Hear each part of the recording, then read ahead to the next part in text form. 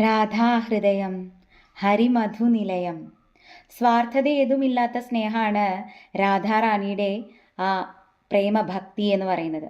നിസ്വാർത്ഥ ഹൃദയങ്ങൾക്ക് മാത്രമേ അത് മനസ്സിലാക്കാനും സാധിക്കുകയുള്ളൂ. ഒരിക്കൽ വൃന്ദാവനത്തിൽ വെച്ചിട്ട് രാധാറാണിയുടെ സഖിമാര് രാധാറാണിയോട് ചോദിക്കും, ഭഗവാനോട് നിനക്ക് എത്രമാത്രം സ്നേഹമാണുള്ളത്? രാധാറാണി ഒരു ദീപം തെളിയിച്ചു വയ്ക്കും. എന്നിട്ട് പറയും, ഈ ദീപം പ്രകാശിക്കുന്നത്, അത് സ്വയം എരിയുന്നത് അതിൻ്റെ ചുറ്റുപാടുള്ള ഇരുട്ടകറ്റാൻ വേണ്ടിയിട്ടാണ്. ഞാൻ ഭഗവാനെ സ്നേഹിക്കുന്നത് ഭഗവാൻ എന്നെ കാണാൻ വേണ്ടിയിട്ടല്ല. എൻ്റെ സ്നേഹം ഭഗവാനെ സന്തോഷിപ്പിക്കാൻ വേണ്ടി മാത്രമുള്ളതാണ്. ശുദ്ധമായ ഭക്തി എന്ന് പറയുന്നത് ഭഗവാനിൽ നിന്ന് എന്തെങ്കിലും നേടാൻ വേണ്ടിയിട്ടുള്ളതല്ല.